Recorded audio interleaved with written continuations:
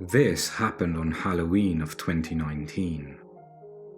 My friends and I were feeling the spooky vibes of the month and wanted to do something fun and exciting to satisfy our thirst. Being the dumb college students that we were, we decided on exploring somewhere allegedly haunted in the hopes of seeing some genuine paranormal activity. Since we're from Illinois, the popular destination of Bachelor's Grove Cemetery immediately came to mind, and it was settled upon.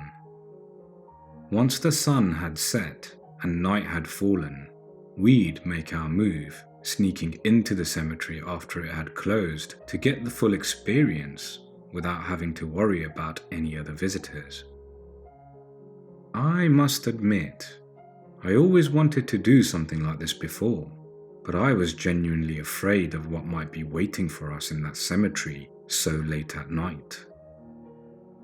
Stories always circulated around the various apparitions people had encountered before, the different sounds that chilled them to the bone and so on.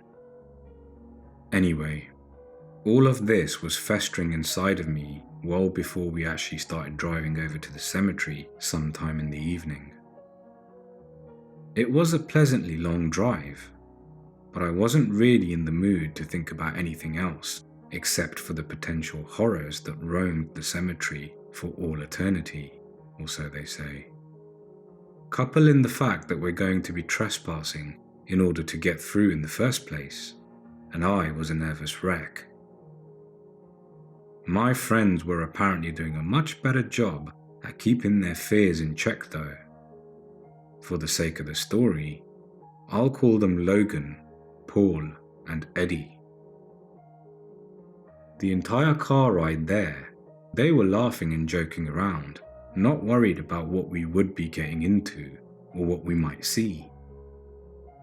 Looking back at the whole situation, I should have known that their optimism was a bad sign. No way would we have been able to explore this place without them being the slightest bit nervous. But what's done is done. A little past 7, once night had finally fallen for real, and darkness went on in every direction for as far as the eye could see, we arrived. Parking in the main parking lot was out of the question, because we did some looking into it, and found that in previous years, local law enforcement liked to wait there and catch any would-be explorers before they could even get inside, so we had a backup plan. Since the actual cemetery was located in the center of a dense forest on all sides, essentially forming a square where all the roads would go around it, we were to park at some restaurant that was open super late and had a huge parking lot all the way in the back, furthest away from the restaurant itself and closest to the road. This was in the exact opposite direction from the front entrance of the cemetery, so we figured this was our best chance of getting in while avoiding any cops in our way. From there, we'd cross the street on foot and have a bit of a walk before arriving at a somewhat hidden path leading into the forest. Taking this back path would take a bit more time to get to the actual cemetery itself, since these trees were particularly thick and dense, but it was well worth it when considering the alternative. After everything was said and done, we found ourselves beginning our trek onto the path, unsure of how far we'd actually have to go before we'd find what we're looking for. It was a windy night, and even though it wasn't especially cold or anything, I still remember my teeth chattering and my skin going cold.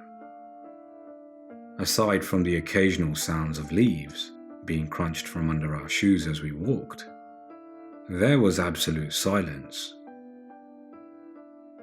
My once cheerful and energetic friends were now, all of a sudden, quiet and subdued. Logan in particular had this odd expression on his face, it being illuminated by my phone's flashlight as we walked. It was some sort of cross between fear and pain, like every step he took was causing him physical harm. Before I could question him about it, we found ourselves at our destination. Here we were, in the heart of Bachelor's Grove, with the graves all around us and a certain chill in the air. Everyone split up to cover more ground, promising to call the others over if they were to encounter something. I didn't want us going too far away from one another, but I also didn't want to seem like a pussy, so I kept my mouth shut and began exploring. Most of the graves I looked at had withered away from time and the elements, so I couldn't really make out anything that was on the tombstones. The few dates that I could read went back to the late 1800s, and a sinking feeling in my stomach started once I realized these people had been dead and decaying in the ground for over 100 years now. Feeling extremely uncomfortable with this realization, I began to back away from the graves and started to look for my friends to see if they had found anything supernatural. Yet when all of a sudden, I heard it. Not just me either, all of us did. It was low, almost unnoticeable if you weren't paying attention, but with the way our senses were heightened, there was no way we would miss it. It appeared to be some sort of chanting, and it sounded like it was coming a little north from our direction, further into a clearing. I couldn't make any of the words being spoken, or if it was even in English, but there was something creepy about the tone, like it was religious and the chanting was some sort of prayer. The voice that was doing the chanting was deep and gravelly, belonging to some man that we couldn't see.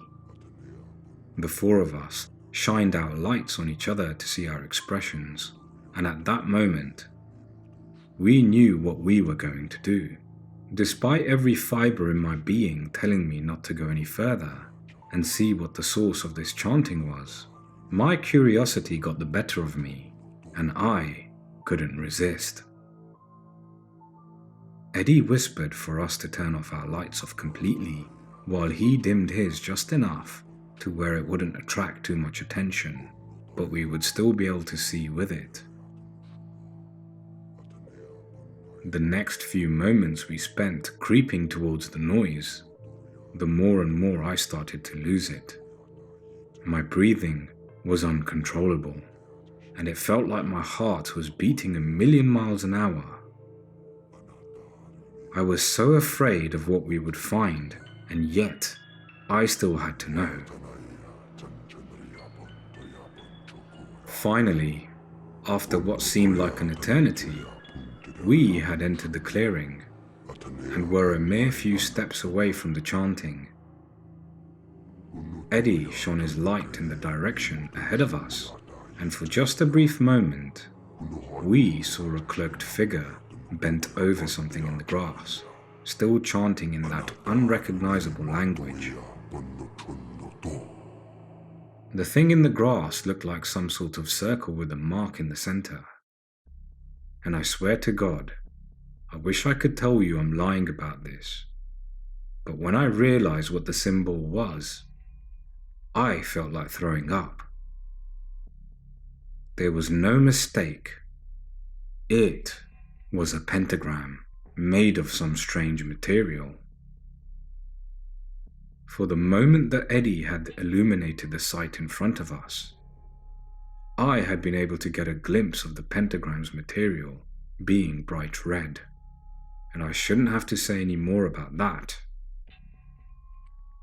Once the light from Eddie's phone hit the back of the man's head, he immediately stopped chanting and stood up, still facing the direction of the pentagram.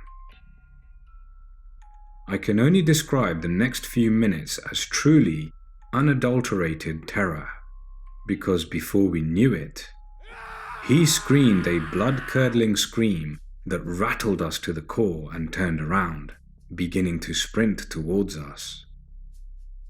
Everything happened so fast, I couldn't even make out the man's facial features except for deep sunken eyes and an expression that radiated pure hatred. He really did want to bring us harm. Not wasting any time, we all fled the direction we came from and ran faster than I think any of us had ever ran in our entire lives. I couldn't even scream while running away.